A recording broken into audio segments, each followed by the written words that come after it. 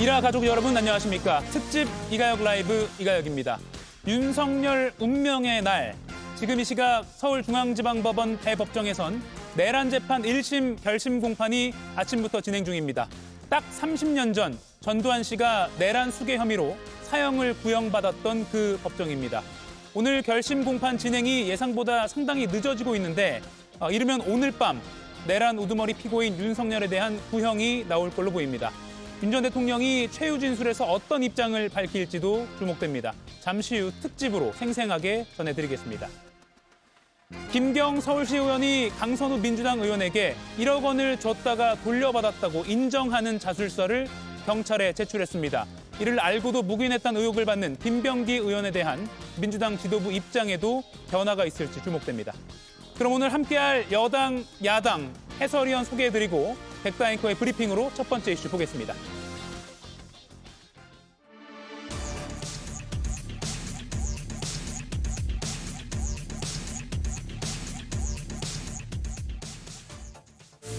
전직 대통령 2명이 나란히 수의를 입고 법정에 선 불명예의 순간.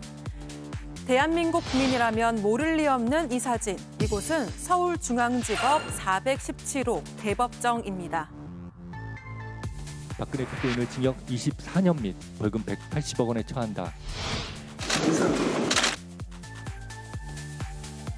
전두환, 노태우, 박근혜, 이명박.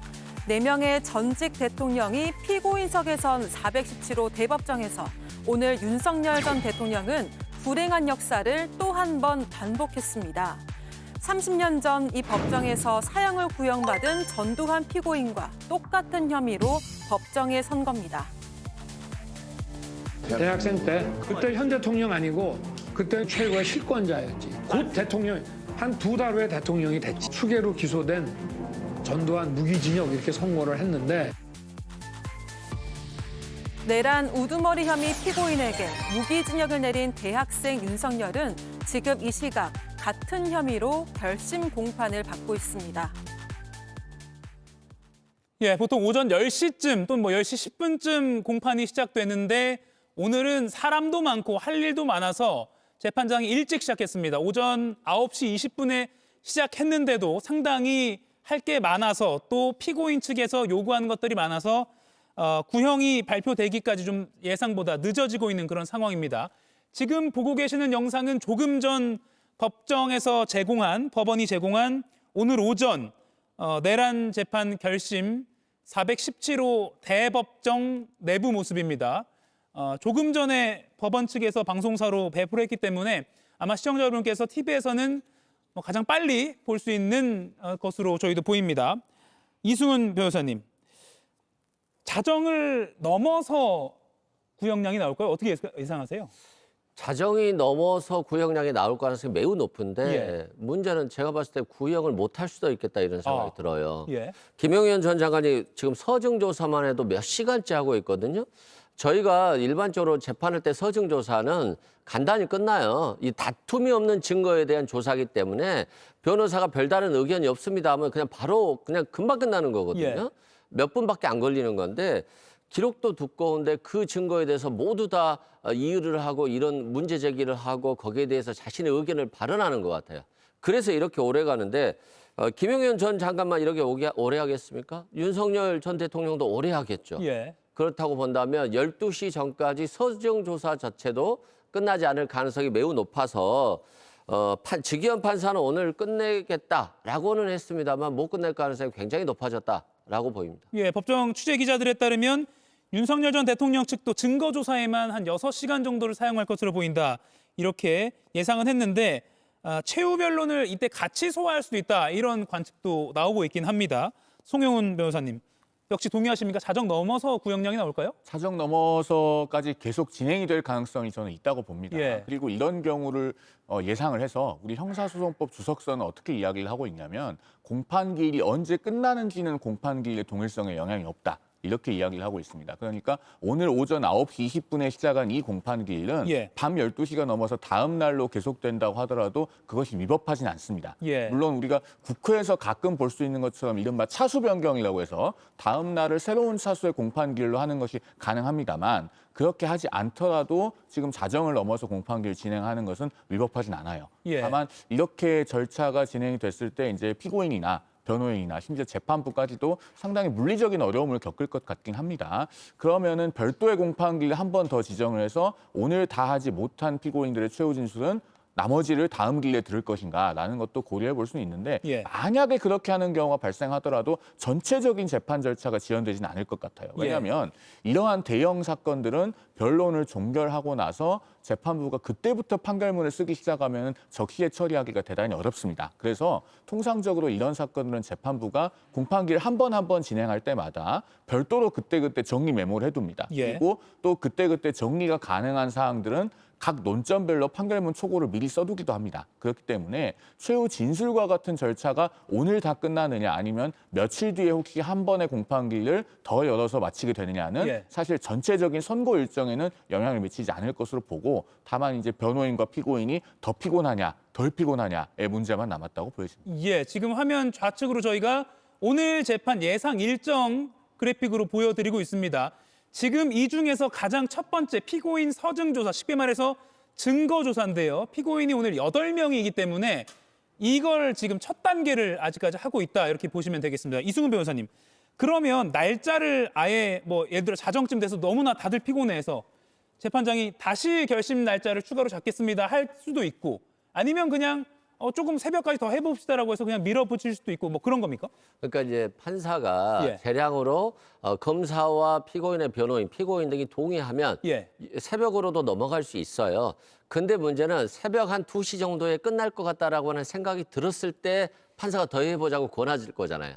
근데 제가 봤을 때 지금 속도는 새벽 2시에 가도 끝나지 않을 것 같아요. 아. 그리고 윤석열 전 대통령의 변호인이나 지금 김용현 전 장관의 변호인 등은 계속 시간을 끌고 싶은 것 같아요. 그래서 자신에 대한 유죄 판결 선고기를 최대한 늦추고 싶은 것 같아요. 그런데 이제 별도로 구속영장이 청구됐기 때문에 그럴 이유가 없음에도 불구하고 이렇게 하는 것들은 계속적으로 어떤 나를 선처해 주세요. 사형인데 무기징역을 선고해 주세요. 뭐 이런 취지가 아니라 예. 그냥 자신의 정당성을 가질 수 있는 주장을 계속 하고 싶은 거예요. 이게 지금 화면에 비치는 거잖아요. 저 화면에 비쳤을 때 국민들 입장에서 보면 스트레스를 받지만 자신들 입장에서 보면 자신이 억울하다. 정치적으로 자신들은 정말로 내란을 범한 것이 아니다.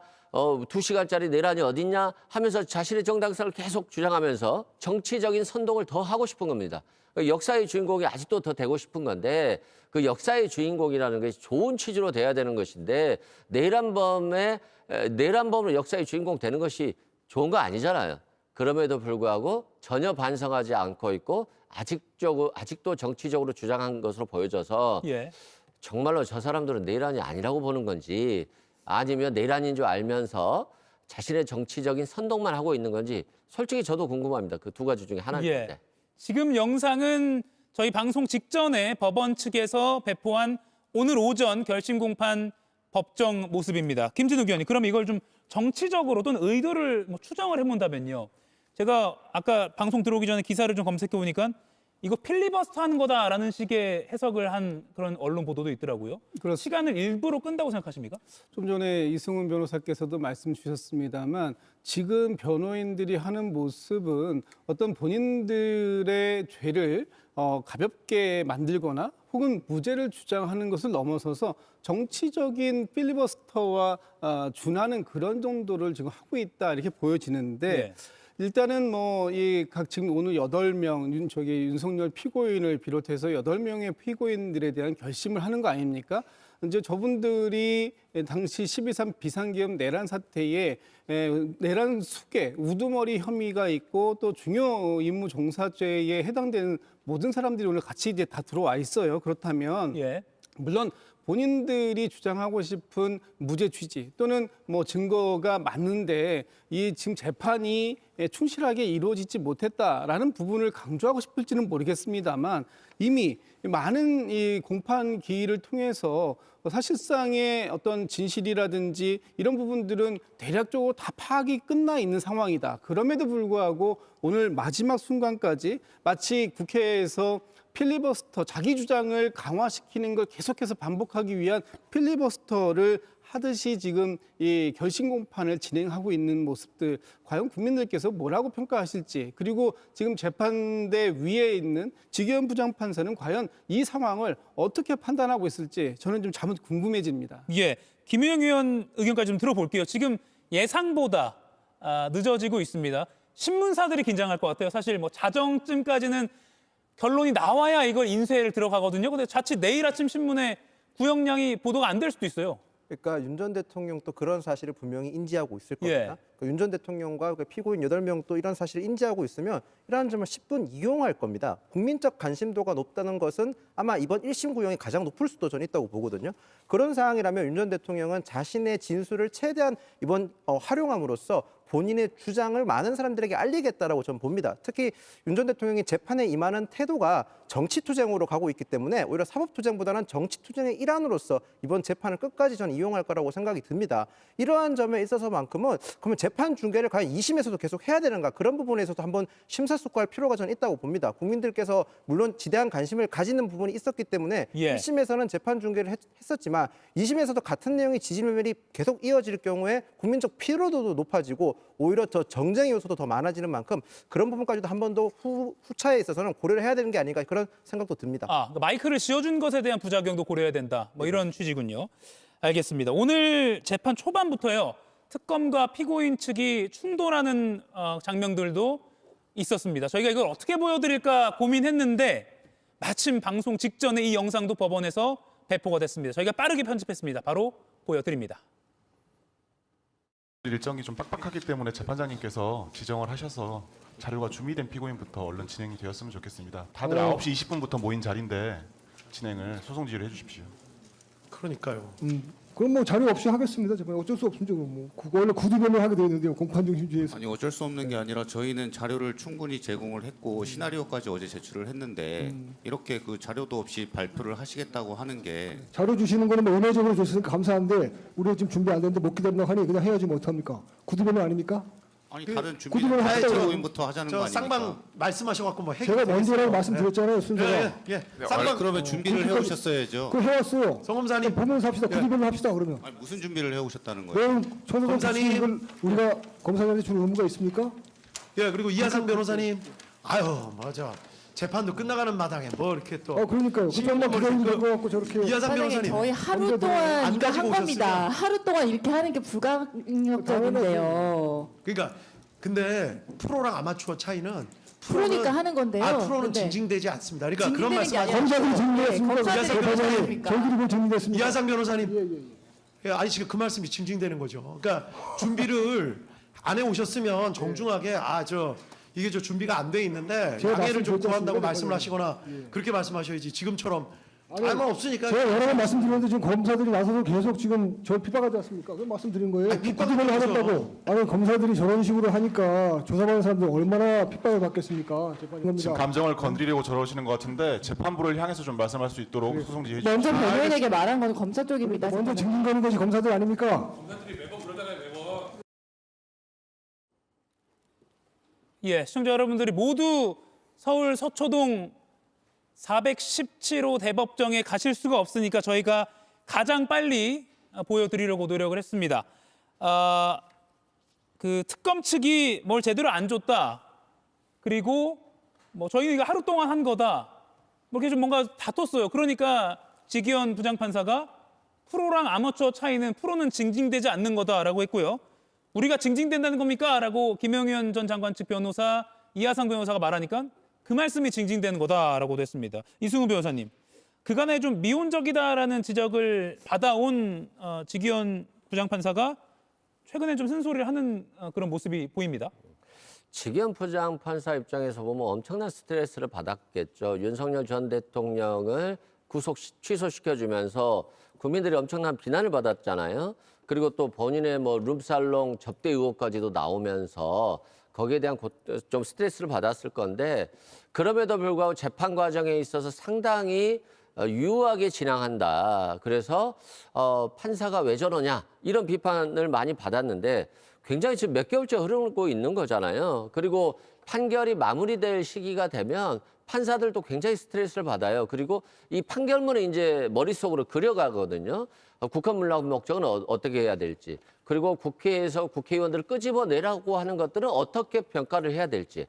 그리고 그 국민들의 관심이 없는 판결문이 아닌 국민이 굉장히 관심이 있고 이게 역사에 남는 그런 판결문이 될 것이기 때문에 또 판결문을 어떻게 잘 써야 될지까지도 고민하고 있는데 계속해서 김용현 전 장관이나 윤석열 전 대통령 측의 변호인들이 예. 자꾸 시비를 거느잖아요. 특검보들에게. 자꾸 시비를 걸고 그래서 뭔가 시간을 끌거나 상대방의 실수를 좀 유발하려고 하는 것 같은데 특검보들이 상당히 냉정한 자세를 취하고 있어요.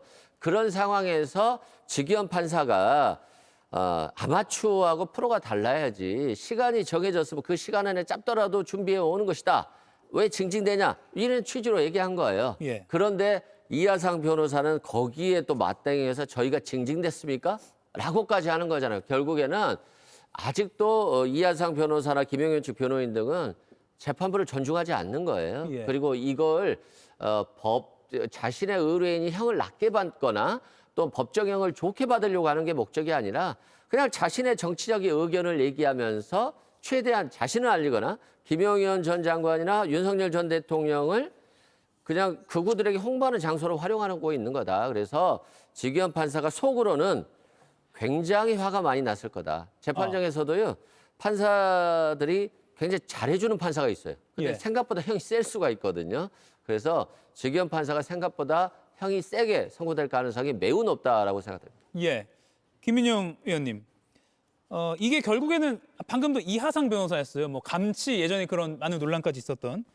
결국 피고인 또는 피고인 변호인들이 좀 자초한 거 아닌가 싶기도 합니다. 저도 같은 생각이 이승훈 변호사님 생각 같은 게 예. 판사도 전 사람이라고 생각을 합니다. 물론 법과 원칙에 따라서 판결을 하지만 재판하는 과정에 있어서 그 엄청난 스트레스를 받고 또 거기에 따라서 재판 진행을 신속하게 해야 되는데 지금 변호인들의 태도라든지 피고인의 태도가 재판을 지연시키거나 오히려 재판 진행에 방해가 됐기 때문에 저런 모습을 좀 보였다고 생각을 합니다. 하지만 저는 이 부분에 있어서 민주당의 태도에 대해서도 한 가지 지적을 하고 싶습니다.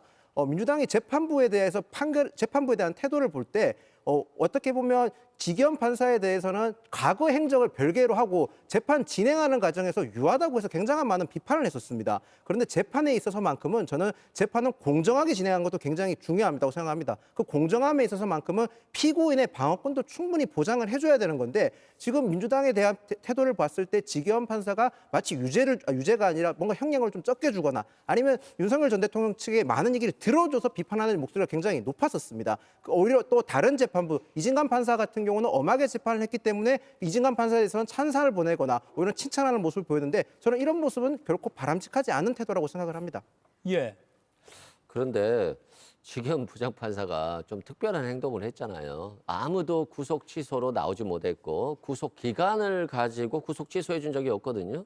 근데 갑자기 날이 아닌 시간으로 계산해서 풀어주니 내란 수개가 그냥 길거리 돌아다닌 거잖아요. 그러니까 여기에 대해서 민주당 지지자들이건 또는 중도층이건 당황스러운 거죠. 아, 이 사람을 못 믿겠다. 내란 전남 재판부가 생겨야 되겠다. 충분한 이런 의혹을 갖게 만들었고 그래서 그런 문제 제기를 하는 겁니다. 그런 문제 제기를 했기 때문에 지기현 판사도 여기에 대해서 상당한 부담감을 갖고 더 공정하게 해야 되겠다. 내가 자칫 잘못하면 역사의 죄인이 되겠다 이런 생각도 할 거예요. 그런 압박감을 받는 것이고 그건 지기현 판사가 받아들여야 되는 것이에요. 그리고 그 과정 속에서 제대로 판결을 해야 되려고 하는 것인데 아무리 공정한 재판을 보장한다고 변호사들이 마치 이제 이게 좀 속어지만 깽판을 치듯이 저렇게 하는 행동들에 대해서 그냥 다 받아주면요. 역사의 법정을 너무 무시해요. 그런 측면에서는 지기현 부장판사가 엄중하게 해야 되는 부분에 있어서는 그렇지 못한 부분에 대해서는 국민적 비판을 받는 겁니다. 예. 지난 5일 재판에서도 지기현 부장판사가 피고인 측 변호인들을 향해서 호통을 치기도 했는데요. 보시죠. 변호사님들 왜 그러시는지 모르겠네요. 그러니까 재판부는 계속 같은 얘기했어요. 왜 상대편 말을 못하게 막아요? 그런 분들이셨어요. 아까 민주주의, 자유주의 실컷 얘기했잖아요. 결국에 남의 말 막으시는 분들이 무슨 민주주의, 자유주의를 얘기합니까?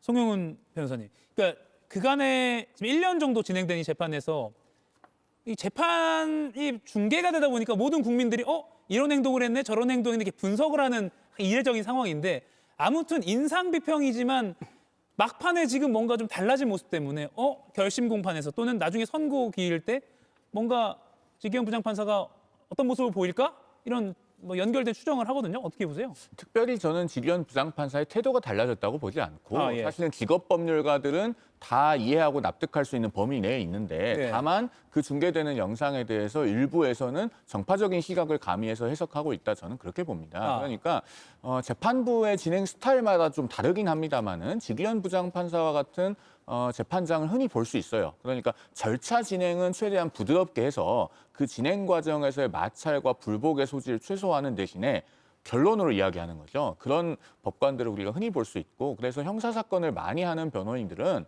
절차 진행이 유하고 어떤 변호인의 요청사항을 잘 받아주는 재판장일수록 변호인이 내심 긴장합니다. 왜냐하면 결과가 원하는 것보다 훨씬 더 부정적으로 나올 가능성이 있거든요. 그리고 지기현 부장판사 같은 경우에는 그동안에 수많은 공판기를 진행하면서 사실은 그 변호인들에 대해서 나름의 인내심을 발휘해 왔지만 이런 좀 과도한 어떤 태도들이 변호인들로부터 계속 보임으로써 이제는 어느 정도의 수인 한도, 그러니까 인내심의 한계를 초과하는 것이 아닌가 그렇게 보여집니다. 그래서 참다 못해서 남의 말 막으시는 분들이 무슨 자유주의, 민주주의 이야기하느냐 이런 언급을 하게 된 것도 아마 이제는 더 이상 참다 못해서 법정에서 공개적으로 그런 호통에 가까운 말을 하게 된 것이다 이렇게 보여집니다. 예.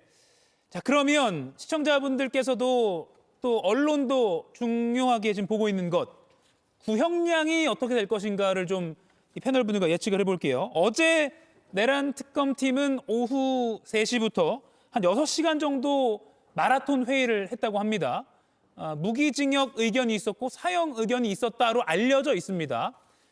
무기징역을 고려하는 의견도 있었다고 보이고 또 어떤 언론 보도에서는 뭐 무기징역에 더 무게가 쏠렸다. 근데 또 다른 보도에서는 뭐 사형 쪽이다. 뭐 갈립니다. 그래서 뭐 결국에는 바로 이 사람 조은석 특검이 직접 결정을 하게 됩니다. 김진욱 의원님. 조은석 특검이 내란 특검 수사 결과를 발표할 때를 또 예측해 보면 반대 세력을 제거하고 권력을 독점 유지할 목적이었다라고 명확히 했습니다. 이렇게 비춰보면 좀 어떻게 예상하세요? 일단 법정 최고형을 선고해야 된다는 쪽에 조금 더 무게가 실리는 것 같습니다. 지금 이 사안에 대해서 내단 우두머리 혐의의 법정 최고형은 사형 또는 무기징역인데 그중에서 사형이 더 큰 형량 아닙니까? 그렇다면 지금 윤석열 피고인이 그동안 이 재판을 통해서 보여줬던 여러 모습들 하나도 정치적으로나 법적으로 책임지지 않았고 반성하지 않았고 그리고 본인의 책임을 이 부하들 또는 국무위원들에게 책임을 전가하는 이런 모습들을 보여준 사람에게 어떻게 무기징역을 선고할 수 있겠는가라는 측면이 있고요. 제가 볼 때 지난 12월 달에 조은석 특검이 좀 전에 말씀 주셨던 것처럼 반대 세력을 제거하고 권력을 독점하고 유지할 목적이었다라고 하는데 30년 전 전두환 피고인에게 그 당시에 무기징역을 선고했던 이건 선고입니다. 선고했을 때 뭐라고 얘기했냐면 내란 수계는 법정형이 사형 또는 무기징역형인데 여기에서 대통령이 지금 보여줬던 모습들 그런 모습들은 이거는 무기징역 이상의 형을 받아야 된다라는 것이고요. 그런 측면에서 봤을 때 지금 대통령이 본인 스스로의 권력을 더 유지하고 독점할 목적으로 반대 세력을 제거하려고 했었고 특히 계엄군을 통해서 헌법기관인 국회와 또 그 중앙선거관리위원회를 침탈했던 그런 모습들에 대해서는 성공 유무와 관계없이 무조건 법정 최고형을 구형해야 한다 이런 그 생각이 듭니다. 예, 송영훈 변호사님.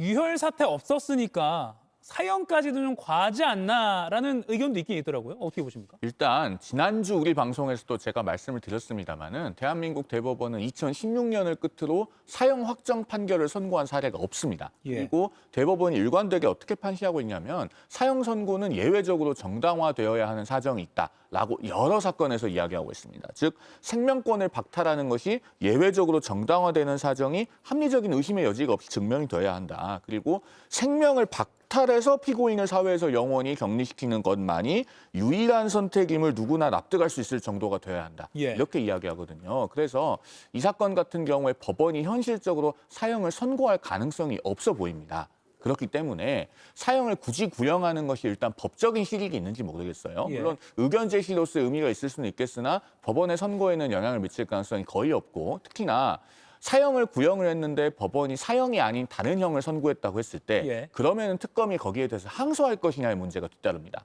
즉 윤석열 전 대통령에 대해서 사형을 선고하지 않았다고 특검이 극구 항소를 하게 되면 예. 정말 이 사람에 대해서는 한마디로 죽여야 됩니다라고 이야기하는 것밖에 안 되거든요. 그러면 사회적으로 굉장히 큰 논란이 발생할 수 있습니다. 그래서 법적인 실익이 일단 의문시되고 또 한 가지는 우리가 정치적으로 미칠 파장에 대해서도 생각을 해봐야 되는 게 무기징역을 구형하는 것이 아니고 사형을 구형했을 때는 우리 사회 일각의 이른바 윤어게인 세력에게 또다시 땔감을 제공할 수 있습니다. 예. 그분들이 거리에 나와서 정치적인 구형을 통해서 전직 대통령을 굳이 생명을 박탈하려고 든다. 라고 주장을 하면서 여러 가지 또 주의 주장을 펼치게 되면은 그것이 과연 우리 사회에 도움이 되는 길일까? 여기에 대해서도 특검이 깊은 숙고 끝에 의사결정을 했기를 바람하지 않습니다. 그러면 사형보다는 무기징역 구형의 가능성에 지금은 무게를 실으시는 거군요. 가능성은 제가 예상하기 어려울 것 같아요. 왜냐하면 당위성으로 보면 지금 설명으로는 사회적으로 더 바람직한 것은 저는 예. 구형하지 않는 것이 적합하다고 봅니다. 예. 그러면 이승훈 변호사님 의견을 들어볼게요. 아니 법정형이 사형과 무기징역밖에 없잖아요. 특검이 사형을 해야지, 사형을 구형해야지 무기징역을 왜 하겠습니까? 선택의 여지가 없어요. 특검은 사형을 구형하고 법원에서 판사가 무기징역을 선고할 가능성은 높죠. 그런 측면에서 저는 뭐 구형량과 관련해서 오랜 6시간 마라톤 회의를 했다는데 윤석열 전 대통령에 대한 마라톤 회의는 아니었을 것 같아요. 저는 이 부분은 사형으로 정리가 될 것 같고 나머지 중요 범죄 임무 종사자들에 대해서 어떻게 구형할 것인가가 시간이 많이 걸렸을 것이다. 특히 조지호 경찰청장과 김봉식 서울청장 같은 경우는 갑자기 계엄 선포 몇 시간 전에 안가로 불러서 계엄할 거야, 국회 막아 이런 거잖아요. 예. 이 사람들은 벙 쪘잖아요. 어떻게 해야 되는 것인가. 그리고 나서 어정쩡하게 방어를 했죠. 그렇기 때문에 윤석열 전 대통령 때문에 어쩔 수 없이 끌려 나와서 이런 나쁜 짓을 했는데 이 사람들에 대한 구형을 도대체 얼마를 해야 될까? 이런 고민들이 있는 거예요. 그래서 윤석열 전 대통령은 아직도 야당 탓하고 심지어 한동훈 탓하고 또는 국민 탓을 하고 엊그제는 또 국무위원 탓까지 하잖아요. 왜 나를 안 말렸느냐. 아니 국무위원들은 윤석열 전 대통령 때문에 이유 없이 조사받고 재판받고 이러고 있는 상황 아니겠어요? 그런데 무기징역을 바란다? 말이 안 되고 또 마지막으로 한 말씀만 드리면 현재 사형을 우리나라에서 집행하고 있다라고 한다면 특검이 고민할 거예요. 예. 사형을 정말 선고했는데 사형이 집행된다라고 하면 고민이 되지만 현실적으로 사형 집행은 안 한 지 김대중 전 대통령 시절 때부터 안 했어요. 예. 그래서 특검은 크게 고민 없이 사형을 구형할 것 같고 이 사형이 역사의 경종을 일으키는 거. 전직 대통령이 북한까지 도발을 유도해서 계엄을 하려고 했다는 거. 이런 것들에 대한 것까지 모두 포함해서 양형에 참석될 것이다. 이렇게 생각됩니다. 지금 두 법조인 의견이 좀 미묘하게 다릅니다. 사형제가 실질적으로 우리가 폐지됐다고 보고 있기 때문에 그래서 송영훈 변호사는 그래서 오히려 구형도 그리고 선고도 무기징역으로 갈 것이다. 또는 가야 한다라는 취지로 사회적 소모적 그런 논란이 없게 하기 위해서요. 하지만 이승훈 변호사님은 오히려 사형제가 실질적으로 집행이 되지 않고 있기 때문에 특검은 오히려 부담 없이 사형을 구형할 가능성이 있다. 이렇게 예측을 하셨습니다. 그러면 김윤영 의원 의견까지 좀 들어볼게요. 그러니까 저희가 이 사법 판결이 나오면 이제 더 이상 이 사건 내란 관련된 사건 관련해서는 끝이 나야 되는 거지 않습니까? 근데 만약에 사형을 구형하게 됐었을 때 그렇게 됐을 때 아까 송영훈 변호사께서 지적하셨지만 현재 우리나라 정치 상황상 극단의 양극화로 달리고 있지 않습니까? 특히 저희 오른쪽 보수 진영에서 가장 오른쪽에 있으신 분들은 이 사형이 구형되면 굉장히 큰 반발을 불러일으킬 겁니다. 또다시 혼란이 시작될 수도 있다고 봅니다. 그렇기 때문에 단순하게 사형이 폐지됐기 때문에 사형을 구형할 수 있다 이런 논리로 접근하는 것보다는 물론 이 재판이 사법적 절차에만 따라서 가야 되는 게 맞지만 분명히 윤석열 전 대통령은 이미 정치 투쟁화 시켰지 않습니까? 거기에 따라서 이번 판결에 대해서도 정치적으로 바라보는 시각이 굉장히 많습니다. 예. 결국 그렇게 따져봤었을 때는 단순하게 사법적 절차만 따지는 게 아니라 이 판결에 따른 후폭풍, 즉 정치적 후폭풍도 고려해야 되기 때문에 저는 그런 관점에서 바라봤었을 때 사형을 구형하는 것보다는 실질적으로 무기징역을 구형하는 게 더 합리적이지 않을까 그렇게 생각을 합니다. 예. 송영훈 변호사님, 하나만 제가 많은 시청자분들 궁금해하는 것. 아까 선택지가 2개라고 보통 우리가 크게 보도를 하고 있는데요. 사형 아니면 무기징역. 근데 무기금고도 사실 있잖아요. 무기금고를 선택할 가능성은 제로입니까? 일반적으로 이런 종류의 사건에서 금고형을 잘 구형하지 않죠. 예. 그러니까 금고형은 징역과 달리 이제 강제 노역이 없는 것인데 거의 선택지에서 배제됩니다. 사실 금고형을 구형하는 경우는 애초에 법정형이 금고형인 경우, 그러니까 대표적으로 이제 업무상 과실치사 같은 것이죠. 예. 그런 사건에서는 금고형을 구형할 수 있지만 이런 사건에서 금고형을 선고한 예도 제가 잘 기억하지 못하고 실제로 특검도 이 무기금고는 애초에 논의의 대상이 아니었던 것으로 보입니다. 내부 회의에서. 그렇기 때문에 논외로 하고 아마 사형과 무기징역 중에 구형을 할 것이고 그다음에 이제 법정형이 사형과 무기징역이라고 해서 실제로 선고가 저것만 가능하냐면 그렇지는 않고 예. 형법상 장량 감경이라고 하는 게 있기 때문에 무기징역을 한 단계 감형하면 유기징역이 됩니다. 그렇게 해서 징역 10년에서 50년까지가 가능합니다만 특검을 구형을 할 때는 법정형보다 더 아래로 내려가서 구형하는 경우는 현실적으로 거의 보기 어렵거든요. 그렇기 때문에 저 둘 중에 구형을 하게 될 것이다. 그리고 그중에서는 그래도 사형을 구형하지 않는 것이 사회적 논란을 줄이는 길이다라는 점은 앞서 말씀드린 바와 같습니다. 예, 지금 이 시각 8명의 피고인이요. 417호 법정, 가장 큰 법정이죠. 여기에 있습니다. 그리고 이 417호 법정, 지금 보시는 것처럼 많은 전직 대통령들이 거쳐간 어떻게 보면 불행한 역사의 현장이기도 합니다. 김인영 의원님, 417호 법정, 이 역사, 불명의 역사 언제까지 반복될까요? 저는 이제는 개헌을 해야 된다고 생각을 합니다. 87년 헌법체제는 분명히 훌륭한 체제였습니다. 그 체제에서 물론 제왕적 대통령 제도라는 폐단이 있었지만 그때 당시 시점으로 봤었을 때 87년 헌법체제는 충분히 당시 국민들의 민주주의 수기를 충분히 반영했었지만 현재 시점에서는 그 숙명이 다했다고 저는 생각을 합니다. 그렇기 때문에 이를 극복하기 위해서는 반드시 개헌을 통해서 정치적 진영을 좀 바꿔야 한다고 생각을 합니다. 현재 상황에서는 제왕적 대통령 제도로 인해서 권력이 대통령과 총선이 같이 이겼으면 모르겠지만 그렇게 그러니까 총선이 특정 정당이 이기고 대통령이 다른 정당에서 배출됐을 경우에는 결국 정치적 진영의 극단화로 인해서 타협이 전혀 되지 않고 있습니다. 대화 타협이 상실된 지는 꽤 오래됐지 않습니까? 결국 이런 상태에서 개헌이 없다면 지속적으로 정치적 분쟁은 계속 일어날 수밖에 없고 그 분쟁의 끝은 윤석열 전 대통령 같이 저렇게 극단적인 방법을 사용하는 수도 있지만 그렇지 않더라도 결국에는 서로를 상대적으로 공격하고 비난과 비판을 위한 비판만 이어지기 때문에 저는 반드시 개헌을 통해서 정치 진영을 바꿔야만 이런 비극을 더 막을 수 있다고 생각을 합니다. 예, 417호 법정이 사실 뭐 보도를 저희도 많이 해드리는데 역사적인 현장이 계속되고 있습니다. 이 역사적인 현장에서 지금 이 시각에도 결심 공판이 진행되고 있고요. 지금 보시는 영상은 오늘 오전에 진행된 결심 공판 영상, 저희 방송 직전에 법원이 배포한 영상입니다. 그중에서요, 오늘도 역시 호칭을 두고 윤석열 전 대통령에 대한 호칭을 두고 김용현 전 장관 측과 특검 측의 실랑이가 있었습니다. 이 영상도 조금 전에 들어왔습니다. 바로 시청자 여러분께 보여드리겠습니다. 나이 어린 검사들이 전직 대통령 탄핵 자체가 저희들은 요건을 갖추지 않았다고 주장을 합니다. 그건 양보한다 하더라도 전직 대통령에 대한 호칭을 윤석열, 김용현 이런 식으로 부르다가 저희들이 거듭된 항의를 하니까 그제서야 양보하는 채 하면서 어떤 검사는 윤석열 피고인, 또 어떤 검사는 피고인 윤석열이 이런 식으로 얘기해서 저희 변호인들과 많은 국민들을 분노케 만들었습니다. 정치적 반대 세력으로부터 척결당한 사람이 윤석열 대통령인데 척결당해서 고통받고 있는 분에게 예우를 갖추지 못할 망정 나서서 호칭마저 가볍게 부르는 것은 검사들이 이 시대를 살아가는 검사들이 얼마나 그 원래 가져야 될 무게를 잃어버리는지 적나라하게 보여주고 있습니다. 너무 부끄럽습니다. 정말 부끄럽습니다. 예, 시청자 여러분께 뭐 좀 죄송하다는 말씀 드려야 될 거는 법원에서 제공해준 영상 자체가 이렇게 좀 음질이 좋지가 않아요. 그 부분은 보내드린 저희도 좀 아쉽습니다. 다만 이하상 변호사가 나이 어린 검사들이 윤석열 피고인이라고 한다. 고통받는 분에게 예우는 못할 망정 이런 식으로 말했습니다. 김진욱 위원님, 이따금씩 이런 호칭 논란이 법정에서 계속 있었어요. 근데 결심 공판이 오늘도 제기가 됐네요.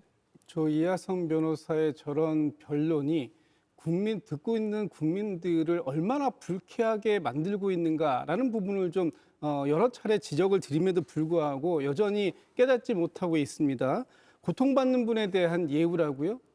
그 윤석열 피고인에게 고통을 누가 줬습니까? 본인이 스스로 초래한 거 아닙니까?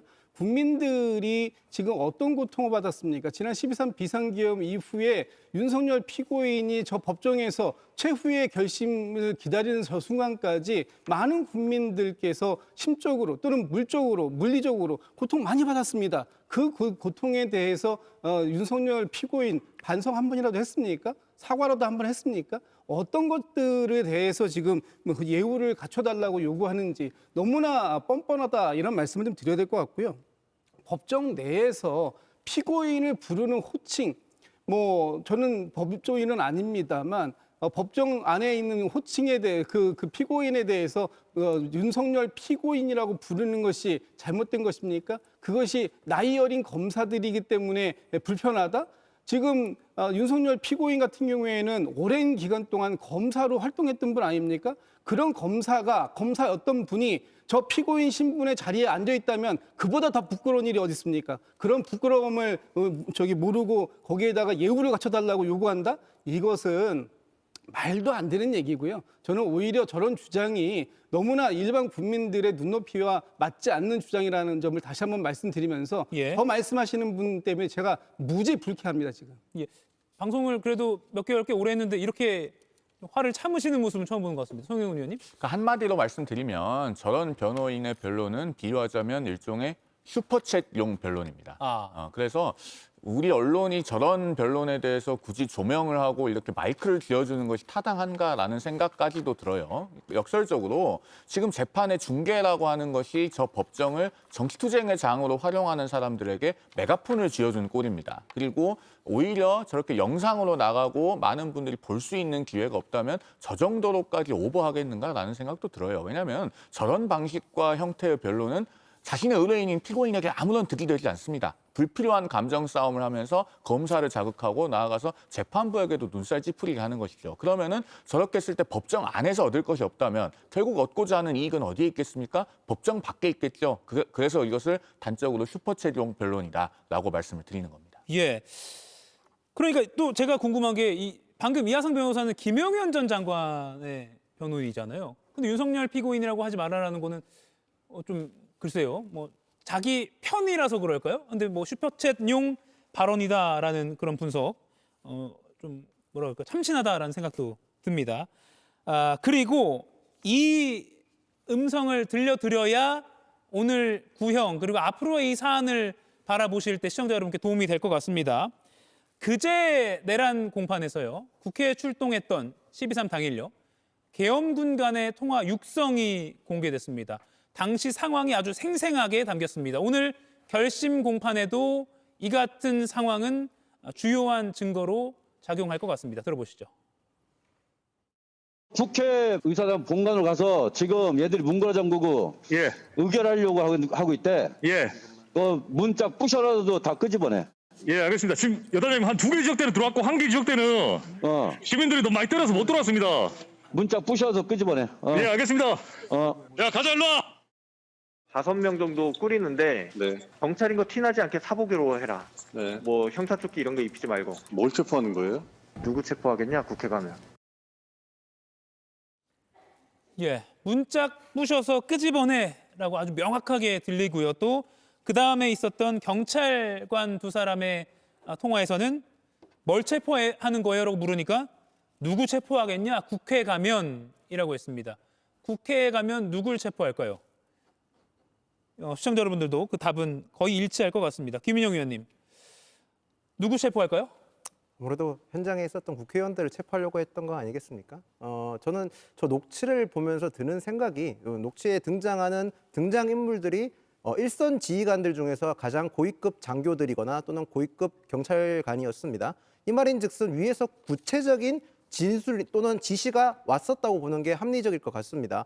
그동안 윤석열 전 대통령이 재판에서 보여줬던 또는 본인이 진술이나 아니면 증인들을 신문할 때 보여줬던 모습을 보면 본인은 구체적인 진술을 한 적이 없다는 식으로 많이 말을 했지 않습니까? 그런데 저런 진술을 봤었을 때도 과연 윤석열 전 대통령이 같은 입장을 고수할지 개인적으로 굉장히 궁금합니다.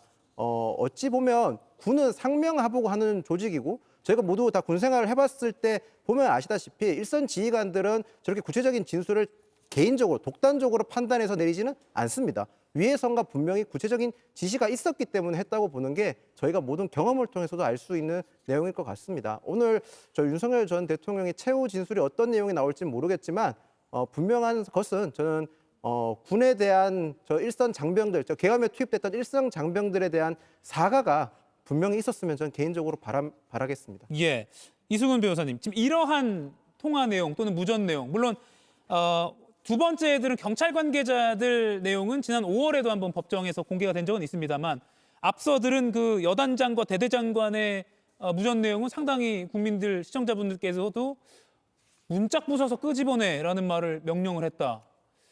이거는 구형량 또 나중에 있을 2월 초쯤에 있을 선고에도 상당한 영향이 있을 것 같습니다. 상당한 영향이 있죠. 이미 뭐 총으로 쏴서라도 끄집어내 이런 얘기들 다 있었잖아요. 그리고 또 홍장원 전 차장 같은 경우도 체포 명단이 있다라고 했잖아요. 근데 그것들에 대해서 계속 사실이 아니다, 내가 그런 말을 한 적이 없다라고 해서 계속 국민들을 혹세무민하면서 거짓말을 했습니다만 이런 정황 증거들이 다 있는 거예요. 아니 문짝 부숴서 끄집어내, 네 가자 일로 와, 이것들을 바로바로 그냥 임무를 수행한 거잖아요. 불법적인 임무임에도 불구하고 이만큼 고민하지도 않고 이 내란을 범행했다라고 하는 것이 확인이 되는 것이고 국가수사본부 수사기획계장이라고 하는 사람이 국회의원 국회 가면 누구 체포하겠냐라고 하는데 요 정도로 어떻게 법률적인 생각이 없을까? 내란은 당연히 계엄 해제하면 바로 확인되는 것이고 바로 체포되고 문제가 종결될 것인데 이 정도 수준의 국가수사본부 수사기획과장이 있었다는 것이 저는 좀 황당해요. 그런 측면에서 우리가 다시는 공무원들도 이런 불법적인 일에 개입하면 안 된다라고 하는 것을 명확히 역사에 심어줄 필요가 있다. 그래서 형은 중대하게 선고돼야 된다라고 말씀드립니다. 예, 이상현 특전사 1공수 여단장이 아까 첫머리에 뭐라고 했냐면요. 국회의사당 본관으로 가서 지금 얘들이 문 걸어 잠그고 의결하려고 하고 있대. 문짝 부숴서라도 다 끄집어내라고 했으니까요. 제가 수능 국어를 친 지가 좀 오래됐지만 독해를 해보면 얘들이 의결한다. 의결은 국회의원이 할 거 아니에요. 그러면 문짝 부숴서라도 다 끄집어내면 그 목적어는 국회의원들이겠죠? 송영훈 변호사님? 그렇죠. 그래서 결국에는 헌법기관인 국회의 기능을 일시적으로나마 불능하게 만들려고 하는 국헌문란의 목적을 입증하는 데 있어서 중요한 자료 중에 하나로 기능할 수 있는 겁니다. 그리고 저 말을 한 이상현 공수여단장은 위에 누가 있습니까? 특수전사령부 소속이니까 곽종근 특수전사령관이 있었겠죠. 그러니까 곽종근 특수전사령관이 그동안에 법정에서 했던 그 법정 진술들의 신빙성을 보강해주는 증거로서 또 의미가 있는 겁니다. 그러면은 이런 자료들을 특검이 굳이 법정에서 재생해야 된다고 주장을 하면서 재생한 이유도 충분히 수긍이 되는 것이죠. 이 정도 되면은 국회에서 표결 방해를 의도하고 군대를 투입시켰다라고 하는 부분은 사실상 논란의 여지 없이 입증이 됐다 이렇게 해도 과언이 아닙니다. 그래서 이 문제에 대해서는 더 이상 우리 사회에서 구구한 논란이 없었으면 좋겠고 이러한 사실관계에 대한 것은 진영의 문제가 아니다라는 말씀을 마지막으로 좀 덧붙이고 싶습니다. 예, 오전 9시 20분에 서울중앙지방법원 417호 대법정에서 윤석열 전 대통령 내란 우두머리 혐의죠. 그리고 내란 중요 임무 종사 혐의, 김용현 전 장관 등등 총 8명이 결심 공판을 진행하고 있습니다. 오늘 특검이 윤 전 대통령에게 사형이나 또는 무기징역이냐 둘 중에 하나의 형을 구형할 것으로 보입니다. 다만 그 시각은 예상보다는 계속 늦어져서 오늘 자정쯤 또는 내일 새벽까지도 예상이 나오고 있습니다. 다만 중간에 또 다른 피고인들이 증거조사 등을 짧게 하거나 그냥 안 하고 다음으로 넘긴다거나 한다면 그보다는 또 빨리 진행될 가능성도 있습니다. 그러면 윤 전 대통령의 구형량도 관심이긴 한데 김용현 전 장관의 구형량도 상당한 관심을 받고 있습니다. 내란 우두머리 수준의 어떤 많은 역할을 한 거 아니냐라는 관측도 있기 때문인데요. 지난 월요일 공판에서 김 전 장관은 끝까지 윤 전 대통령을 옹호했고요. 윤 전 대통령 주장에 맞장구를 치기도 했습니다. 들어보시죠. 대통령님께서 그 어떤 사심도 없이 오직 국가의 미래, 국민 안전, 민생만을 생각하시는 그 모습을 보면서 사실 반대라는 단어 자체를 생각하지 못했습니다. 대통령님께서 주관하시는 격려 식사 자리에도 모의라는 표현을 하고 있습니다. 아니, 대통령님께서는 군 통수권도 아니십니까?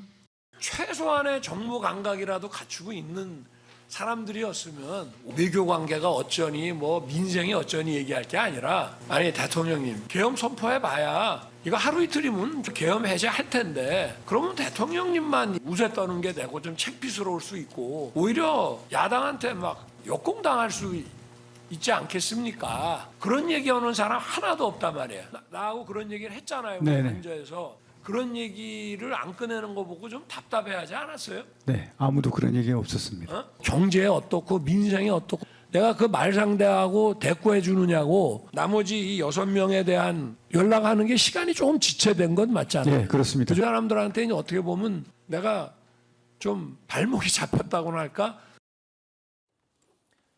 발목이 잡혔다거나 할까 하면서 제 개인 인상입니다만 본인도 좀 무안했는지 웃음을 짓는 모습도 보였습니다. 김용현 전 장관 구형량을 좀 마지막으로 법조인 두 분께 예측을 좀 해볼게요. 송영은 변호사님. 저는 김용현 전 장관에 대해서 무기징역이 구형될 가능성이 있다고 봅니다. 그러면 앞서 제가 이제 윤 전 대통령에 대해서 사형을 구형하는 것은 적합하지 않다라는 의견을 밝혔기 때문에 그러면 우두머리도 무기징역, 주요 임무 종사자도 무기징역인 것이냐? 라고 의문을 제기하실 수 있는데 사실 김용현 전 장관은 22.3 비상계엄에서 전체적인 가담의 정도가 매우 중하고 그 불법성에 있어서 핵심적인 인물입니다. 왜냐하면 윤 전 대통령은 군 출신의 국군 통수권자가 아니라 민간인 출신입니다. 그렇기 때문에 머릿속에서 비상계엄을 그리고 군을 동원하는 것을 상상했다고 하더라도 그 상상을 실행으로 옮기는 것을 독자적으로 할 수 있는 능력은 없어요. 그런데 국방장관이 여기에 매우 적극적으로 가담해서 이런 것들을 실행을 하고 결국에는 행동에 옮겼기 때문에 이런 일이 벌어진 것입니다. 그래서 그 불법성은 아무리 낮게 평가해도 중하게 보지 않을 도리가 없고 후대의 경종을 울리기 위한 차원에서라도 여기에 대해서는 아마 우두머리와 같은 수준의 구형을 할 수 있지 않을까라는 생각이 듭니다. 예, 무기징역. 김용현 전 장관에 대해서 무기징역 구형을 예상하셨습니다. 이승훈 변호사님. 제가 생각했을 때 한 30년 정도 구형할 것 같아요. 무기징역은 아닐 것 같고요. 그 이유는 지금 반성하지 않는 모습에 있어서는 형은 세다라고 볼 수 있습니다만 지금 말하는 태도를 보면 정상적인 사고를 가지지 않는 분 같아요. 그냥 윤석열 전 대통령에게 가스라이팅 돼가지고 그냥 윤석열 전 대통령 하는 말이 뭐 무조건 다 맞다라고 하는 사람이거든요. 자기 자신보다는 윤석열 전 대통령을 앞세우는 사람이기 때문에 이 사람의 양형에 있어서는 오히려 조금 감형될 수도 있다. 그래서 한 징역 30년 정도 구형할 것 같고 한덕수 전 총리에 대해서 15년 정도 구형했거든요. 근데 한덕수 전 총리보다 훨씬 더 잘못된 것을 했기 때문에 저는 30년 정도 보고 있고요. 윤석열 전 대통령 마지막 저 모습 좀 황당합니다. 하다 못해 국무위원 탓하잖아요. 자신 때문에 뭐 물론 국무위원들도 잘못했습니다만 자신이 계엄을 하지 않았다면 편하게 노후를 즐길 수 있는 사람이잖아요. 근데 지금 감옥 가가지고 5년을 받을지 10년을 받을지 20년을 받을지 모르는 사람들 앞에서 너희들이 외교와 경제만 얘기했지 내가 민주당에 의해서 역풍 불 줄 몰랐다는 거야? 라고 하는 얘기를 하는 자체가 너무 황당하고 구형은 사형이 확실할 것 같다라고 생각됩니다. 예. 윤 전 대통령에 대한 구형은 사형을 예측하셨습니다. 이게 뭐 예측을 하는 것도 앞으로의 또 이 재판, 결국 역사에 기록이 남는 재판이기 때문에요. 또 시청자 여러분께 이해를 돕는 차원에서 중요할 것 같습니다. 오늘 밤까지 계속 이어질 결심 공판 상황 여기까지 짚어봤고요.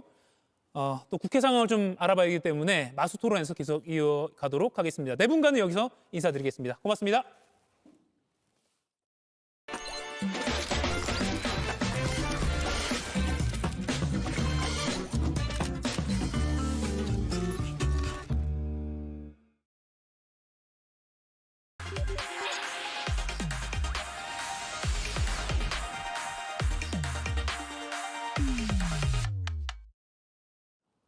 네, 맞수 토론 오늘부터 매주 금요일 전용기 민주당 의원 그리고 윤희석 전 국민의힘 선임 대변인 두 분과 함께합니다. 어서 오십시오. 안녕하세요. 두 분은 방송 많이 그래도 합을 맞춰 보셨죠? 예, 그렇습니다. 지난번에도 했었습니다. 예, 앞으로도 또 좋은 토론을 부탁드리겠습니다. 첫 번째 주제는 백다 앵커가 먼저 브리핑으로 준비하고 있습니다. 오늘부터 사흘간 당명 개정을 위해 당원 여론조사에 나선 국민의힘. 민주당에서는 간판 교체보다 이게 먼저라는 조언이 나왔습니다. 국민의힘이 당명을 어떻게 바꾸든 윤 못 믿어당, 윤 물망초당 이라고 국민들이 생각하지 않겠습니까? 당명을 바꾸기 전에 당의 내란 연루자들을 누가 손절하십시오. 장동혁 대표의 계엄 사과를 두고도 진정성 논란이 나오는 상황. 2024년 12월 3일 선포된 비상계엄은 상황에 맞지 않는 잘못된 수단이었습니다. 우리 국민께 큰 혼란과 불편을 드렸습니다.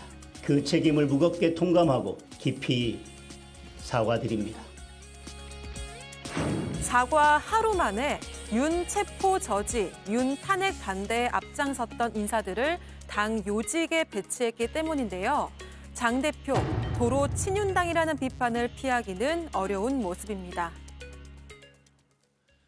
예, 장동혁 국민의힘 대표가 사과 회견을 한 게 지난 7일이었죠. 그리고 인선을 발표한 게 그 다음 날 8일입니다. 근데 그 인선의 면면을 보니까요. 정점식 정책위 의장, 그리고 조광환 최고위원 지명직입니다. 이 두 사람이 앞서 브리핑에서 보신 것처럼 친윤 인사다 이렇게 꼽을 만한 전력이 있기 때문에 논란이 되고 있습니다. 윤희석 의원님, 하루도 안 갔어요. 너무 전략적으로도 조금 글쎄요, 좀 부적절하지 않았나라는 평가가 가능할 것 같은데요. 일단 당에 저는 요직을 하실 만한 분들의 풀이 상당히 좁다는 것도 이유가 될 수는 있겠어요. 예. 그래서 정점식 정책의장은 한번 하셨던 분인데 또다시 임명이 된 거 아니겠습니까? 그런데 이제 조광환 전 남양주 시장에 대한 지명직 최고위원 임명이 좀 논란이 되는 거죠. 저분이 원래 민주당에서 남양주 시장을 하셨던 분인데 23년 말에 저희 당 총선을 앞두고 이제 영입이 된 분인데 영입되고 나서 조금 있다부터 이제 윤 전 대통령에 대해 많이 치우친 그런 정책 입장을 많이 보였던 분이고 지금까지도 계속 비슷한 활동을 하고 계신 분으로 알고 있습니다. 그렇게 되면 장동혁 대표가 그 쇄신안 속에 얘기했던 계엄 사과의 진정성에 대해서 공격을 받을 수밖에 없고 그런 차원에서 대단히 그 장동혁 대표가 당 내에서조차 좀 수세에 몰릴 수밖에 없는 상황이다. 다른 두 분도 또 당직에 임명을 했잖아요. 예. 거기에 대한 해석도 장동혁 대표가 당내에서의 어떤 위상이 좀 흔들린다고 생각한 거 아니냐. 그래서 의원들에게 자꾸 이렇게 당직을 주는 거 아니냐. 새로 신설을 해서. 그런 해석까지 나오는 상황이어서 이번 인선에 대해서는 그렇게 좋은 평가가 나오지 않고 있다. 이렇게 봅니다. 예. 그 지난 7일 장 대표의 사과문에 윤석열 전 대통령과의 절연은 전혀 없었기 때문에 비판을 받았는데 그 다음 날 보니까 그래서였나? 이게 민주당 반응이더라고요. 실제로 전혀 윤석열 전 대통령을 버리지 못한, 계속 끌어안고 가겠다라고 하는 느낌을 국민들께 주고 있다고 평가합니다. 예. 그러나 장동혁 대표가 이럴 수밖에 없겠다라고 하는 지점은 사실상 윤석열과의 절연보다 반한동훈계 인사들을 포섭한 거 아닌가라는 의심이 들 정도예요. 왜냐하면 과거에 있었던 여의도 연구원의 부원장도 장례찬 씨를 영입하는 등을 하면서 한동훈 대표를 공격하는 데 총력을 다하고 있거든요. 심지어는 윤리위원장까지 보통에는 법조인들, 그러니까 율사 출신들이 가는 자리인데 이렇게 정치인을 판사 자리에 앉히듯 윤리위원장을 오히려 한동훈 대표를 공격하는 그런 사람들을 선임했거든요. 예. 그렇기 때문에 계엄 사과도 탐탁지 않았지만 반한동훈계를 포진시키면서 인사를 하고 있기 때문에 비판을 피하기는 어렵다라고 평가하고 있습니다. 예. 그런 와중에 또 사과 하루 전이었죠. 고성국 씨가 입당을 한 것도 뭔가 겹쳐서 이렇게 해석이 나오고 있어요. 말들이 많이 나옵니다. 그렇습니다. 이제 고성국 씨라고 하면 뭐 잘 아실 텐데 일단 제도권 밖에서 정치적 영향력을 행사하고 있는 거는 맞았는데 예. 아예 이제 당에 들어와서 제도권 인사가 돼버렸습니다. 이분은 적어도 이제 지난 2020년 총선 당시에도 저희 당 당시 대표였던 황교안 전 대표 그분과 고등학교 동기 동창이라는 이유만으로 대단한 정치적 영향력을 행사했었어요. 그 결과는 뭐 저희 당의 103석 참패였습니다. 예. 그리고 나서 윤 전 대통령 당선 이후에 보니까 또 윤 전 대통령과도 가까운 관계를 유지하고 있다. 이런 게 이제 나오잖아요. 윤 전 대통령 계엄 발표할 때의 언어들을 보면 평소에 고성국 씨가 본인 유튜브에서 말하던 언어들이 많이 발견이 됩니다. 그 결과 또 윤 전 대통령은 오늘 구형을 앞두고 있는 상황이에요. 결국은 실패한 어떤 보수 인사라고 볼 수 있는데 이분을 영입하다시피 입당을 시켜서 과연 무엇을 얻으려고 하는 것이냐, 결과는 어떻게 될 것이냐, 여기에 대해서 대부분의 국민들은 다 판단하고 계시라고 봅니다. 대단히 아쉬운 그런 상황이 당에서 또 전개되고 있다, 이렇게 말씀드리겠습니다. 예. 물론 뭐 개인이 당에 가입하는 건 자유인데 시기가 장동혁 대표가 사과하기 하루 전에 유튜브 방송에서 김재원 최고위원이 직접 이렇게 뭔가 윗사람에게 하듯이 종이를 받아서 굉장히 좀 그런 모습이 비판을 받기도 했거든요. 그러니까 아무래도 장동혁 대표 입장에서는 윤석열 전 대통령을 지지하는 윤어게인을 절연하는 것이 하나의 리스크로 작용을 했을 겁니다. 그러다 보니 도박도 함께 해야 되는 거고 보증도 함께 세워야 되는 것이죠. 그러다 보니 기본적으로 윤어게인을 통솔하면서 본인의 정치적 의사를 잘 얘기하는 고성국 씨를 영입을 했고 그 영입하는 과정 중에 장동혁이 계엄에 대한 사과는 할 수밖에 없는 상황에 대해서 설파하고 설명하는 그런 역할을 또 원했을 수도 있습니다. 그러다 보니 지금 본인의 정치적 계산에는 계엄에 대한 사과 정도만 하더라도 다음 넥스트 스텝을 위해서 고성국 씨를 모시고 고성국 씨를 통해서 다음 본인의 정치적 영향력을 키우기 위한 그런 계산도 들어가 있지 않을까. 지금 그 상황이 이렇게 전개됐던 것은 모두 정치적 계산이 들어가 있는 획책이 아니었느냐라고 의심할 수 있는 대목이 돼버렸습니다. 예. 그러니까 이게 뭐 내심입니다만 장동혁 대표는 지금 갈팡질팡인 건가요? 사과하라니까 하는데 여기도 놓치면 안 돼. 뭐 지금 이런 상황인 건가요? 어떻게 좀 분석하세요? 제가 이제 들은 바로는 갈팡질팡이라기보다 계속 본인이 생각하고 있는 그 방향대로 가는데 그 중에 예를 들어 이제 계엄 사과 같은 것도 처음에는 그럴 생각이 없었으나 당에서 워낙에 그 정도는 해야 된다는 그런 조언이 많아서 그걸 받아들였다, 이 정도로 이해를 하고 있거든요. 예. 결론은 본인 생각은 바뀐 게 없고 당대표이기 때문에 어느 정도 유화 제스처를 하는 것뿐이지 그대로 쭉 갈 것이다. 그렇기 때문에 고성국 씨, 뭐 예를 들어 장예찬 씨 이런 분을 전면에 포진시키는 그런 용병술을 쓰고 있다 봐야 되겠죠. 예. 그러니까 이렇게 대놓고 양두구육하는 경우는 없었거든요. 그러나 지금 실제로 양두구육을 하고 있는 모습을 보이고 있죠. 앞으로는 사과의 제스처를 취하면서 뒤로는 상당히 강력한 지지층을 끌고 있는, 그러니까 윤어게인의 지지를 받고 있는 인사를 포진시키면서 두 가지 전술을 다 사용하고 있거든요.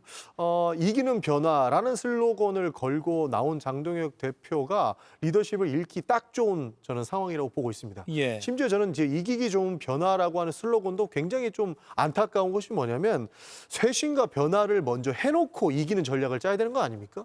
근데 이기기 위해서 변하겠다라고 이야기하면서 양두구육을 또 하고 있는 거예요. 저런 모습들이 진정성 있는 국민들께는 어떻게 받아들여질지 저는 조만간에 밑바닥이 다 드러날 것이라고 보고 있습니다. 예.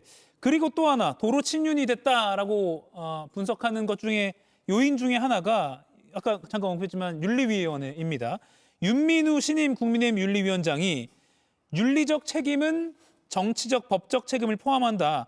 정치적 책임에 대해서도 판단할 것이다. 이렇게 입장을 밝혔는데 이게 한동훈 전 대표를 겨냥했다라는 분석이 나와요. 그렇게 볼 수밖에 없어요. 예. 일단 이제 임명된 당일에 윤리위원장이 본인 명의의 입장문을 내는 것도 전무후무합니다. 예. 윤리위원장이 누군지 우리는 알 필요가 없어요, 사실은. 그런데 저렇게 입장문을 내고 그 내용 중에 판단의 범위까지 얘기를 했잖아요. 정치적 책임까지도 판단하겠다. 그 얘기는 실체적으로 뭐 위반한 게 없어도 어떤 사람들이 이 사람에 대해서 정치적으로 책임을 물으면 내가 그것도 징계 사유로 삼겠다는 거예요. 예. 대단히 주관적이죠.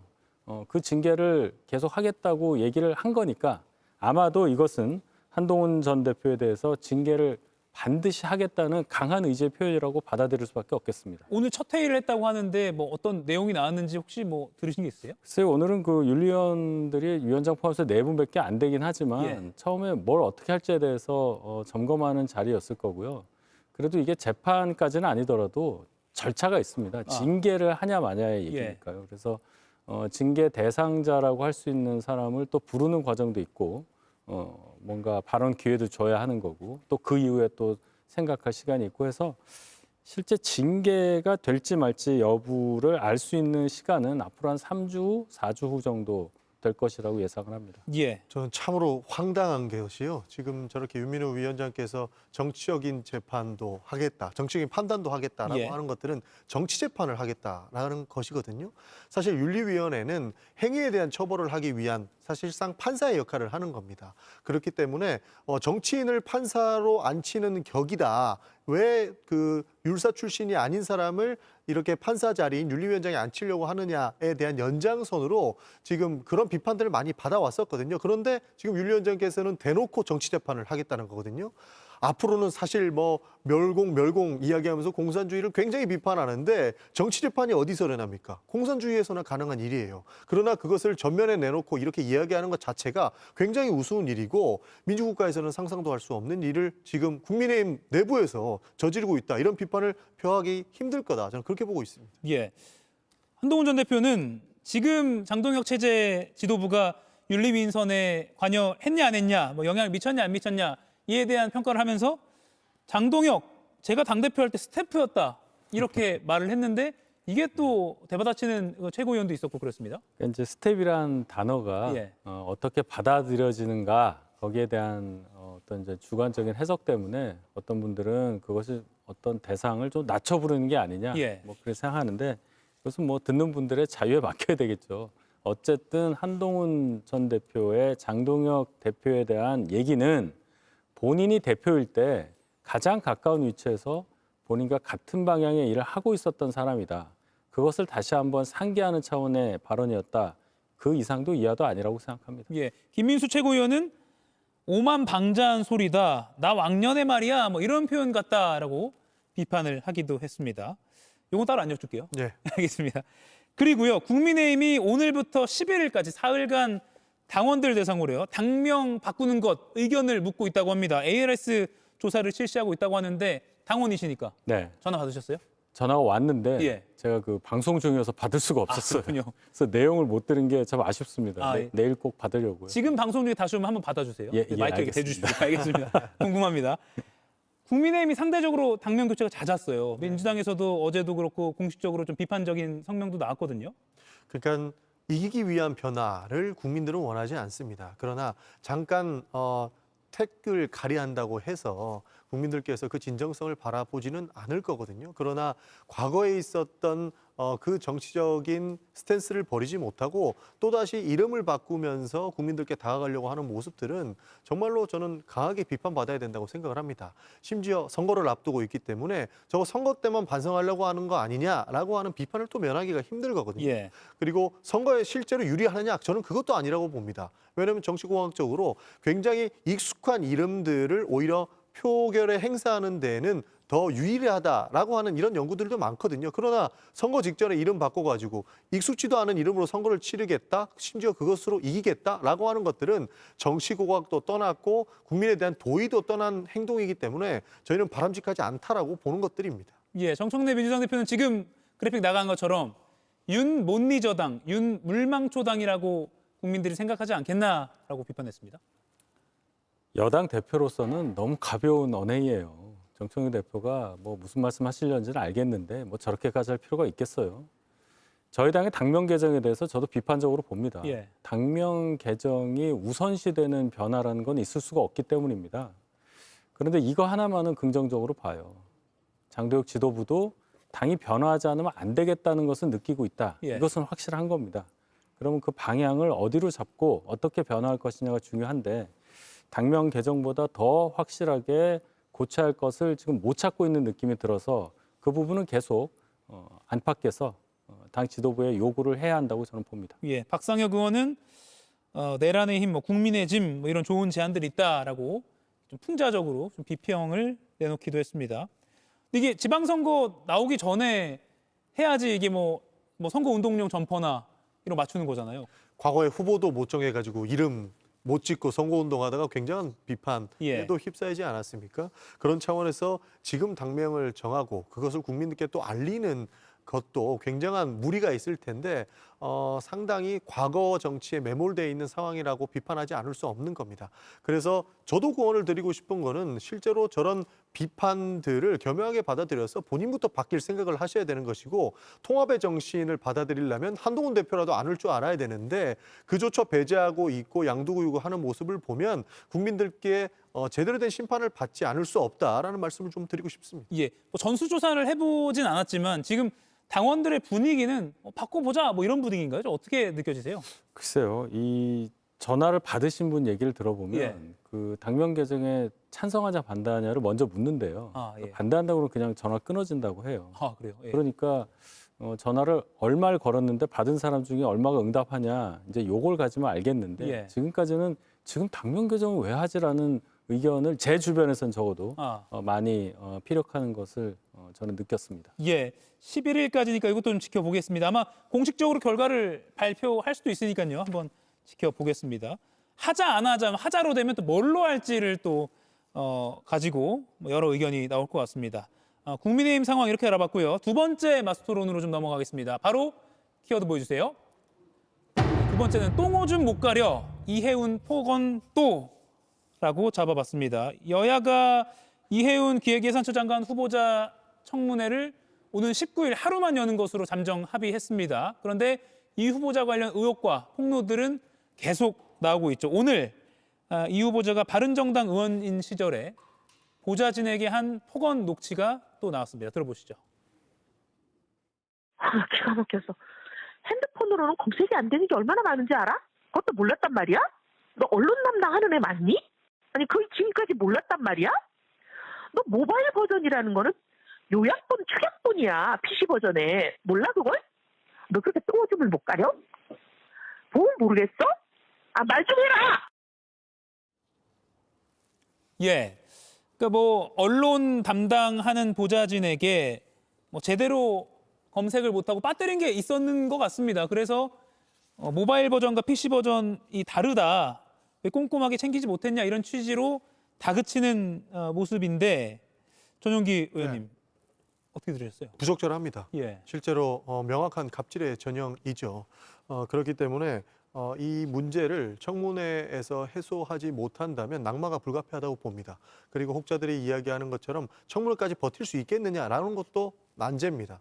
그러나 이 문제가 실제로 심각하게 불거지고 있고 이에 대한 입장을 내지 못한다면 중간에 낙마할 수도 있다는 것도 저는 사실적으로 받아들이고 있습니다. 앞으로 그리고 세상이 변했기 때문에 이러한 문제들을 감싸할 수만은 없다고 봅니다. 실제로 이 문제는 장관직을 수락하고 나서 장관이 됐을 경우에 이 직을 지속적으로 유지하고 실질적으로 예산처를 변화시킬 수 있을 것인가에 대한 그 근거가 될 텐데 이런 모습들만 보고는 굉장히 부적절한 모습들이 연출되고 있는 것이 사실이기 때문에 저는 조금 더 지켜봐야 되겠지만 이런 모습들이 한 가지, 두 가지만 더 나오면 해소를 청문회에서 할 수 없다고 보는 것이고 낙마는 불가피한 상황까지 연출될 것이다라고 보고 있습니다. 예, 낙마는 불가피할 수도 있다. 근데 방금 이런 갑질 관련 음성은 사과 말고 뭐 이거를 해명할 수가 있을까요? 실제로 사과를 지켜봐야 되는 것이고요. 그다음에 본인이 어떠한 역할로서 이 문제를 해결해 나갈지도 해소를 해야 됩니다. 그러나 피해자의 진심 어린 사과 이후에 있을 피해자가 받아들일 준비가 돼 있는지도 좀 봐야겠는데 이것을 국민들께서 어떻게 받아들일지 해결하는 것도 장관 후보자로서의 역할이기 때문에 그 부분을 중점적으로 표현하셔야 된다라는 말씀 드리고 싶습니다. 예, 주진우 국민의힘 의원실에서 방금 공개한 거거든요. 그러니까 아무래도 같은 당이었다 보니까 오히려 더 제보나 또는 아는 게 많다 이런 분석도 나옵니다. 그렇죠. 예. 그래서 당을 바꾸는 과정이 너무 매끄럽지 않았다는 점을 지적하지 않을 수가 없고 예. 더 지켜보자고 하시는데 민주당 너무 관대해요. 여기서 뭘 더 지켜봅니까? 나올 거 거의 다 나온 걸로 저는 보거든요.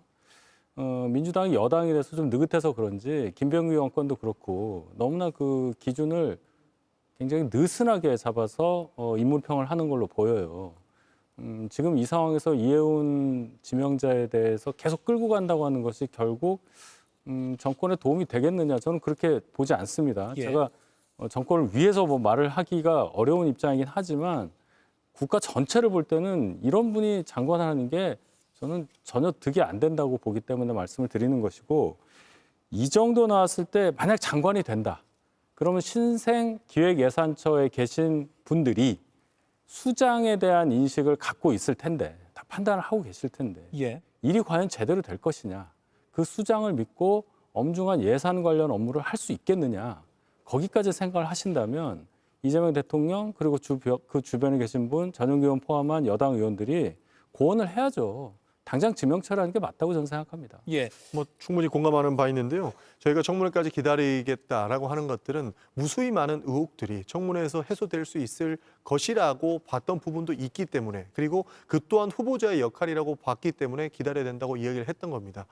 그러나 지금 해소하지 못할 부분들이 추가적으로 나오면서 이 부분들을 국민들께 어떻게 설명할 수 있을지 입장을 밝힌 이후에 저희가 논의해도 늦지 않다는 말씀을 드리는 것이고요. 말씀드렸다시피 청문회 과정 중에 그리고 청문회를 가는 동안 국민들께 이러한 의혹들을 해소하지 못한다면 저는 낭만은 불가피하다고 보는 것이고 지금의 당의 입장은 여러 의혹들은 청문회에서 해소 과정들을 조금 지켜봤으면 좋겠다. 그래도 통합의 인사로 보수 정당에 몸담았던 인사이기 때문에 우리가 조금의 더 기다림을 가져보자라고 하는 입장이다라는 말씀 드리겠습니다. 예. 다만 이런 의혹도 또 새로 나왔습니다. 장남이 결혼을 했는데 미혼으로 일단 혼인신고를 안 한 상태에서 부양가족에 넣어서 청약 점수를 부풀렸다. 그래서 이른바 강남의 로또 아파트로 불리던 그 유명 아파트를 샀다. 실제로 지금 엄청나게 뛰었습니다. 이런 상황은 또 갑질과 또 다른 갈래잖아요. 이거가 거의 결정적이라고 봐요. 청약에 당첨이 된 거잖아요. 69점 받을 걸 74점을 받아서 정말 어려운 상황에서 높은 경쟁률을 뚫고 저 아파트를 분양받았다. 근데 알고 봤더니 신종 용어가 나오죠. 위장 미혼, 장남을 넣어서 부양가족이 나와서 이렇게 됐다는 거 아니에요. 그럼 국민적으로 우리가 그 집 문제만큼 민감한 게 어디 있겠어요. 그리고 저 정도 되시는 분이 재산도 지금 뭐 거의 200억 가까이 되는 분 아니에요. 이분이 집을 분양받는 과정에서 이런 꼼수를 썼다는 게 알려졌는데 어떤 국민이 이것을 해명을 들어보자. 뭔가 방어할 수 있겠다라고 느끼겠습니까? 뭘로 방어를 할 수가 있겠어요. 그래서 이재명 대통령이 빨리 결단을 내리시라는 말씀 제가 계속 드리는 거예요. 이해운 후보자 오늘 출근길에 이 의혹 관련해서 한 말인데 듣고 전용기 의원 말 들어볼게요. 반포 아파트 관련해서 장남 위장 미혼 논란되고 있는데 혹시 입장 말씀 부탁드립니다. 불법 부당한 일은 없었고요. 그리고 청문회에서 소상히 설명을 드리면 충분히 납득하시리라고 믿습니다. 예, 전 의원님 부당한 일은 없었다. 불법 부당한 일은 없었다라고 표현했습니다. 불법이든 편법이든 국민들에게 상처를 줬다면 후보자로서 응당한 책임을 묻는 것은 저는 마땅하다고 봅니다. 그렇기 때문에 본인에게 해소할 기회를 주는 용으로서 청문회까지 지켜보자라고 하는 이야기를 말씀을 드리고 있는 것이고 민주당에서도 이야기를 하는 것이거든요. 사실 좀 전에 보호라는 말씀을 주셨는데 기본적으로 지금 당장 보호하겠다라는 생각보다는 보수정당에서 넘어왔고 그만큼의 고초를 보수정당으로서 받고 있기 때문에 해명할 수 있는 기회를 줘야 된다라는 생각에서 저희가 청문회까지 기다리는 것이지 저렇게 이해운 후보자가 가지고 있는 의혹들 그리고 값진 논란들을 마치 보호한다라고 한다면 저희는 그런 입장은 반드시 아니라는 말씀을 좀 드리고 싶은 겁니다. 잘못됐다는 게요. 통합을 하려면 저희 쪽에서도 긍정하는 인사여야 합니다. 저희 쪽에서 반대를 하고 있잖아요. 근데 그게 무슨 통합입니까? 전혀 의미가 없는 얘기예요. 저희 쪽에서도 기획재정부 저 기획예산처 장관할 분이다. 비록 당은 달리하여 또는 당을 떠나서 국무위원이 된다 하더라도 다른 정권에서 한다 하더라도 인정할 수 있다. 이래야 의미가 있는 거지. 저희가 극력 반대하고 있는데 거기서 통합의 의미를 어디서 찾을 수가 있겠습니까? 사실 이번 2024년도 그러니까 22대 총선에서도 공천을 받으셨거든요. 공천을 내리 5번, 그러니까 5번 내리받았는지는 확인을 해봐야겠지만 5번 이상씩 받았던 공직자는 이미 국민의힘 내부에서도 상당한 실력자로 볼 수 있는 것이고 많은 검증을 받아왔다고 볼 수 있는 겁니다. 지금 나오는 내용들이 10년간 100억의 재산이 증가했다. 이 내용도 공천 심사 과정에 가장 기본적으로 보는 내용이 재산이기 때문에 국민의힘도 해당 내용들을 모두 알고 있을 것이고 검증을 했다라고 저희는 상정을 한 것이었죠. 그러다 보니 기획예산처 장관으로서 역할을 할 수 있을 만한 개정 전문가를 찾다 보니 이분이 나온 것인데 사실 이렇게 국민의힘에서 빠르게 제명할 줄은 몰랐습니다. 과거 윤석열 전 대통령 사건만 하더라도 탈당할 때까지 기다려줬는데 이혜원 후보자 같은 경우에는 바로바로 제명 처리하고 비난의 성명을 냈었죠. 저희도 예상치 못한 부분이기는 합니다만 어쨌든 통합의 후보자로서 보수 정권에서 가지고 있던 그리고 보수 정당에서 가지고 있던 경제 전문가이기 때문에 모셨고 그에 대한 해명을 들어보는 것이 마지막에 도리다라는 입장에서 청문회까지 기다려보자는 입장인 겁니다. 예, 지금 30초 남았는데 짧게 하나만 여쭐게요. 김병기 전 민주당 원내대표 12일에 윤리심판원 결과가 나온다 했는데 연기될 수도 있다 이런 의견도 있잖아요. 실제로 추가적인 의혹들이 나오고 있는 부분도 있고요. 추가적인 의혹들이 언론을 통해서도 제보가 들어가고 있습니다. 사실 결론을 내고 이제는 출당이냐 제명이냐의 기로에 서인 것 아니겠습니까? 그런 수준이다 보니 저희는 조금 연기될 수 있다라고 조사가 연기될 수 있다고 보는 것이고요. 출당이나 제명의 부분 이전에 본인은 억울하다고 하는 측면들, 그러니까 조사나 수사가 들어오면 증거들로 해명할 수 있다라고 표현하고 있기 때문에 그 부분을 지켜보자라고 하는 측면에서 12일 윤리심판원을 기다려보고 이후에 지도부의 결단이 남았다. 이 정도로 말씀드릴 수 있겠습니다. 어제 제가 진행한 원내대표 후보자 토론회에서는 3명의 후보가 탈당해야 된다라고 손을 든 적도 있는데 당내 분위기가 좀 시끌시끌한 것 같습니다. 이렇게 그래픽을 준비했는데요. 이 결과까지 있어서 좀 더 지켜봐야 할 것 같습니다. 맞수로 오늘도 좀 아주 숨가쁘게 달려왔습니다. 두 분과는 또 다음 주에 뵙기로 인사드리겠습니다. 고맙습니다. 감사합니다. 나에게 찾아온 꿈 같은 한 입. 프리미엄 가나 트리플베리. 이 겨울 가장 꿈꿔왔던 디저트. 프리미엄 가나. 새로워진 콘택 골드. 재채기, 콧물, 코막힘, 알레르기 비염 걸렸구나 생각되면 콘택 골드. 유한양행 약국에서 컨택하세요.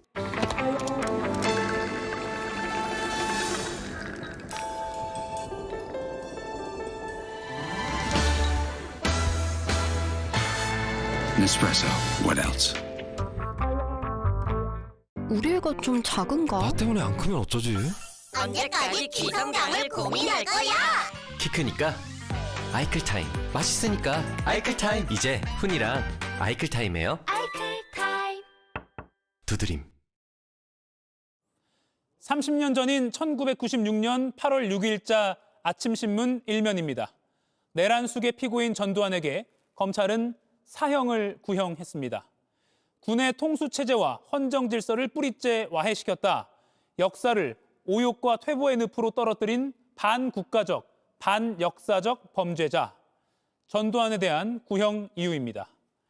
30년이 흐른 오늘 법전 속에서 먼지 덮인 줄 알았던 내란이란 단어가 다시금 울려 퍼졌습니다. 서울중앙지법 417호 대법정. 전두환, 노태우가 섰던 바로 그 자리에 오늘 윤석열 전 대통령을 비롯해 내란 혐의 피고인 8명이 나란히 섰습니다. 잘못된 역사 바로잡는다는 의지 단호, 힘은 정의라는 그릇된 가치관 불식, 지은 죄만큼 처벌, 국가 발전 계기로. 30년 전의 신문 제목은 오늘 우리에게 묻습니다. 잘못된 역사는 왜 되풀이된 것인가? 그때 제대로 매듭짓지 못한 탓은 아닌가? 사형 또는 무기징역. 이 서슬퍼런 구형량은 윤석열 개인에 대한 단죄를 넘어 다시는 우리 헌정 질서가 누군가의 잘못된 명령과 몇몇의 눈먼 동조로 무너지지 않아야 한다는 가장 따끔한 경고여야 합니다. 오늘 한 컷이었습니다. Here for your trip? 호텔에서 말이야. 누군가는 인생 추억을 만들었대. 나는 어떤 방을 만나게 될까? 어디라도 걱정 없이 트립. 호텔 최저가 보장제 24시 고객센터. 호텔 예약도 트립.com. 변하는 시간의 흐름 속에서 나다움을 지키는 힘. 고운진 플레르코 앰플. 다시 어린 피부로. 타임리스 뷰티 고운진. 삶의 매 순간 날 지지해주고 어떤 길도 함께하며 마음까지 살펴주는 나와 살아가는 보험을 만나다. 한화손해보험. 슬링웨이 슬링웨이 슬림한 몸매 갖고 싶니? 슬링웨이 다이어트 두드림. 네, 윤석열 전 대통령 결심 공판, 특히 구형 내용까지 잠시 후 뉴스룸에서 전망, 예상 자세히 전해드리겠습니다. 특집 이가역 라이브 오늘 순서는 여기까지입니다. 저는 다음 주 월요일 오후 5시에 다시 뵙겠습니다. 일화가족 여러분 고맙습니다.